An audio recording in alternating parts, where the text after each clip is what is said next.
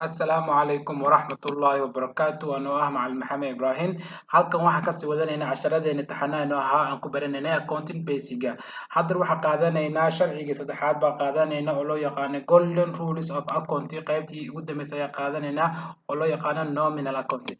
Nominal Accounting Soomaali ahaan waxay noqonaysaa akoon magacaaban oo kale. Nominal Accounting hadda qeexitaankeeda waa kan waaye waxay la xirtaa the expenses and the losses, income and gains of the business.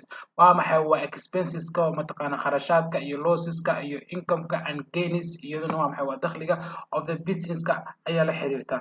Tusaale ahaan waxaa kamid ah salaryga ayaa kamid ah oo mushaharka ah, rent ayaa kamid ah oo mataqaana iyaduna waxay tahay rent kirada ah, iyo discount oo ah qiimo dhimis, iyo waxaa kamid ah interest oo ah iyaduna dulsaar.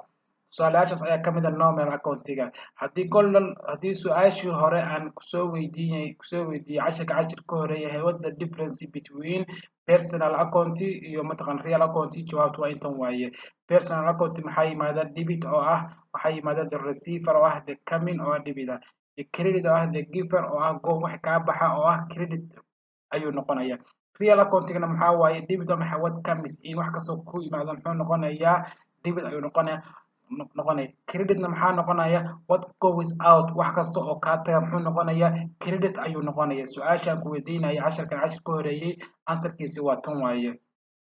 Nominal accountiga isagana sharciga ruleska mataqaana golden mataqaana rules of accounting waa maxay oo nominal accounting maxay debit maxaa imaanaya all expenses and losses, waxyaabaha expenseska iyo khasaaraha oo dhan oo mataqaan losseska ah waxay imaanayaan debitka.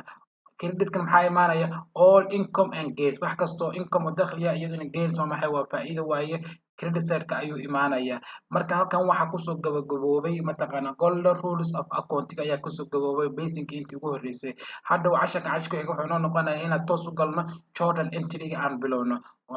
Cashirka ku xiga wuxuu noqonayaa journal entry ayuu noqonayaa chapterka labaad ayuu gudbaynaa wuxuu noqonayaa journal entry-ga. Hadda waxaa dhameynay golden rules of accounting.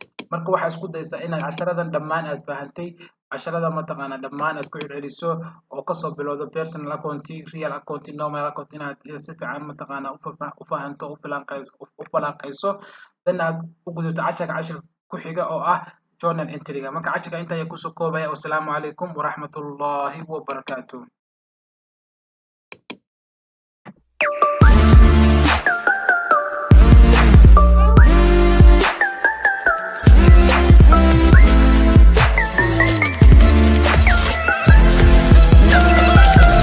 Friends,